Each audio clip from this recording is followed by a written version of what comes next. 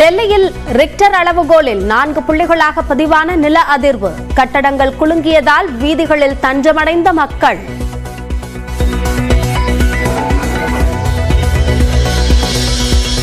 டெல்லியில் நில அதிர்வு ஏற்பட்ட நிலையில் மக்கள் அனைவரும் அமைதியாக இருக்குமாறு பிரதமர் நரேந்திர மோடி அறிவுறுத்தல். பாதுகாப்பு நெறிமுறைகளை கவனமுடன் பின்பற்றுமாறும் எக்ஸ் தளத்தில் பதிவு.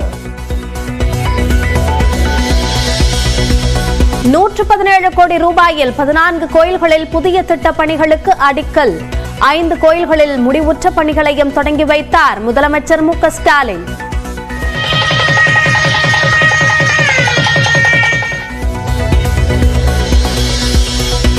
ஈரோடு கிழக்கு பரப்புரையின் போது வெடிகுண்டு வீசுவேன் என பேசிய விவகாரம்.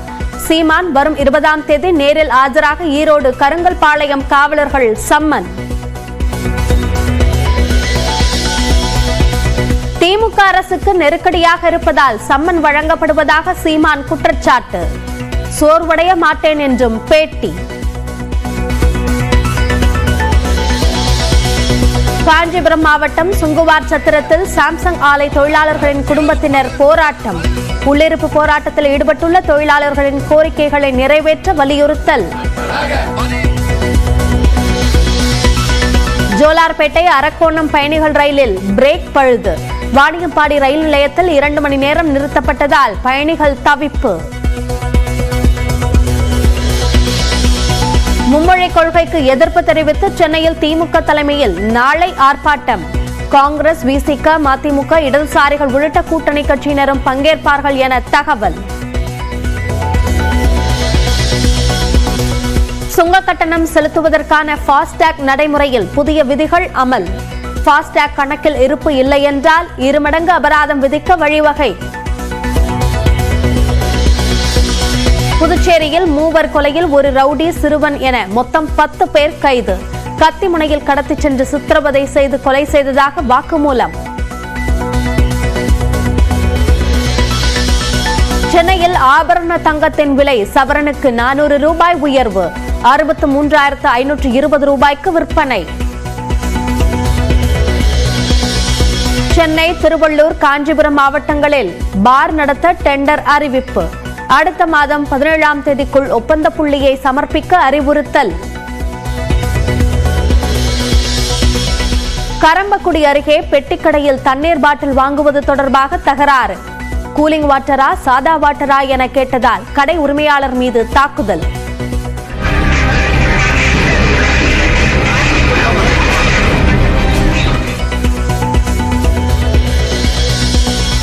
தமிழ்நாட்டில் இன்று முதல் 4 நாட்களுக்கு வெப்பம் சுட்டெரிக்கும். அதிகபட்ச வெப்பநிலை இயல்பை விட 3 டிகிரி செல்சியஸ் வரை உயரும் என வானிலை ஆய்வு மையம் தகவல்.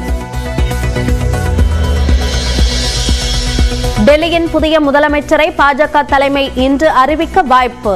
வரும் 20ஆம் தேதி பதவியேற்பு விழா நடத்த திட்டம். அமெரிக்காவின் மத்திய கிழக்கு பகுதிகளை புரட்டி போட்ட கனமழை. வெள்ளம் காரணமாக இதுவரை 9 பேர் உயிரிழப்பு. செலவே செய்யாமல் லிப்ட் கேட்டே நாட்டை ஒரு வலம் வந்து கொண்டிருக்கக்கூடிய தமிழ்நாட்டை சேர்ந்த பெண் பட்ஜெட் சுற்றுலா என்ற பெயரில் புதிய ட்ரெண்டை செட் செய்திருக்கிறார். யார் இவர்? விவரிக்கிறது இந்த தொகுப்பு. தான் என்பது போகும் பெருங்கணத்தின்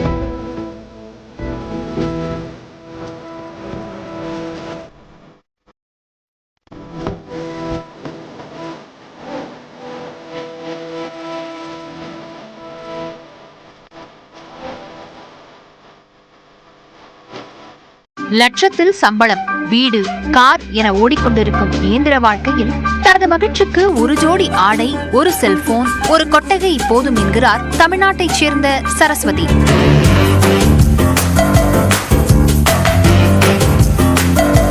மும்பையில் குடும்பத்துடன் வசித்து வரும் சரஸ்வதி காப்பீடு தொடர்பான பணியை செய்து கொண்டிருந்தார். ஆனால் 6 ஆண்டுகளுக்கு மேலாக ஒரே வேலையை செய்து செய்து அலுத்து போன சரஸ்வதிக்கு நாடு முழுவதும் சுற்றி பார்க்க வேண்டும் என ஆசை வந்துள்ளது. ஆனால் அதற்கு ஆகும் செலவை நினைத்து கொஞ்சம் பின்வாங்கிய சரஸ்வதிக்கு அப்போது தோன்றியதுதான் இந்த செலவில்லாத சுற்றுலா. தனது வேலையை விட்டுவிட்டு காஷ்மீர், உத்தராகண்ட், குஜராத், உத்தரப்பிரதேசம், டெல்லி, கோவா என மாநிலமாக 1 ரூபாய் கூட செலவு செய்யாமல் தனியாக ஊராக சுற்றி புது புது அனுபவங்களை பதிவு செய்து வருகிறார் சரஸ்வதி. பெரும்பாலும் புடவையில் வலம் வருவது இவரின் தனி அடையாளம். எவ்வளவு தூரம் முடியுமோ அவ்வளவு தூரம் நடப்பது. முடியாத பட்சத்தில் கண்ணில் தென்படும் வாகனங்களில் லிப்ட் கேட்டு ஏறிக்கொள்வது. வழியில் ஓட்டுநர்களின் மூலம் அந்தந்த இடங்களின் சிறப்புகளை கேட்டறிந்து கொள்வது.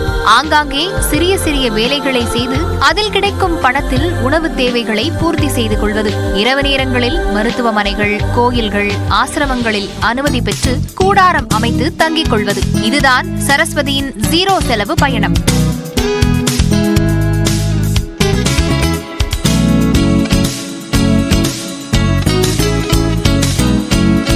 முன்பின் தெரியாத நபருடன் பயணிப்பதும் பரிச்சயமில்லாத இடங்களில் தங்குவதும் எந்த அளவிற்கு பாதுகாப்பானது என்ற கேள்வி எழும்போது இந்தியா பாதுகாப்பானது என்பதுதான் தனது இந்த சுற்றுலாவின் முக்கிய பிரச்சாரமாக கூறுகிறார் சரஸ்வதி.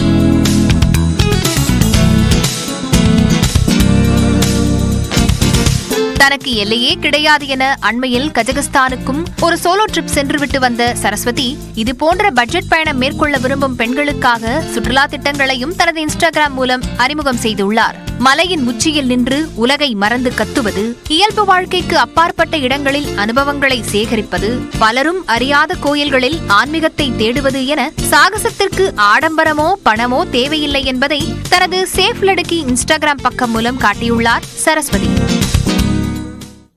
தற்போதும் முதல் தலைமுறை பட்டதாரிகள் வந்து கொண்டிருப்பதால் கல்வி உதவிக்கான தேவை குறையவில்லை என நடிகர் சூர்யா தெரிவித்துள்ளார். அகரம் அறக்கட்டளையின் அலுவலக திறப்பு விழாவில் பேசிய சூர்யா அதை தனது தாய் வீடு போல உணர்வதாக மகிழ்ச்சி தெரிவித்தார்.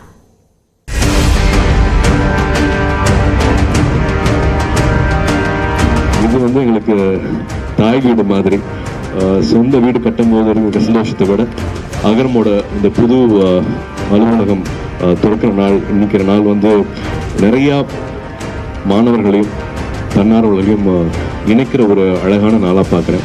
சென்னை தியாகராய நகரில் அகரம் கல்வி அறக்கட்டளையின் அலுவலகத்தை திறந்து வைத்த அதன் நிறுவனரும் நடிகருமான சூர்யா இது சொந்த வீடு கட்டியதை விட அதிக மகிழ்ச்சி அளிப்பதாக குறிப்பிட்டார். முன்னதாக கல்வியே எங்கள் ஆயுதம் என மாணவ மாணவியர் உறுதிமொழி ஏற்றனர்.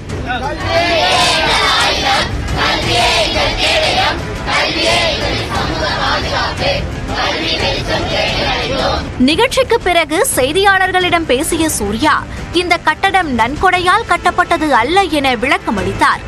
இது படிப்புக்காக கொடுக்க நன்கொடையில பண்ண இடம் கிடையாது. இது நீங்க எனக்கு கொடுக்கிற வாய்ப்பு, எனக்கு இருக்கிற வருமானத்து மூலமா பண்ண பில்டிங் தான் இது. பட் நன்கொடையா வர ஒருவர் காசும் படிப்புக்கு மட்டும், படிப்பு சார்ந்த செலவுகளுக்கு மட்டுமே தான் அதை பயன்படுத்திட்டு இருக்கோம். அகரம் அறக்கட்டளையை தொடங்கியது குறித்தும் சூர்யா குறிப்பிட்டார்.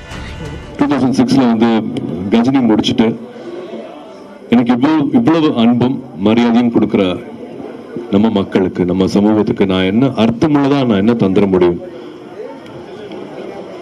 எப்படி என்னோட அன்பை தெரிவிச்சுக்க முடியும் அப்படின்னு யோசிக்கும் போது ஞானவேல் அவர்கள்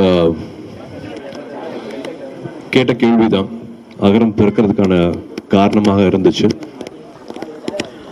அப்ப 10க்கு 10 ரூம்ல ஆரம்பிச்சோம். ஒரு சின்ன ஒரு அலுவலகம் தான்.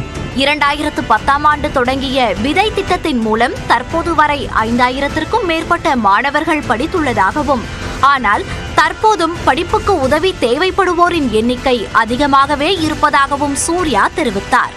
இப்பவும் அகரம்ல 2000 மாணவர்கள் படிச்சுட்டு இருக்காங்க. 70% மேல எல்லாமே மாணவிகள். 2010ல ஒரு 100 மாணவர்களை படிக்க வைக்கணும்னு ஆசைப்பட்டோம்.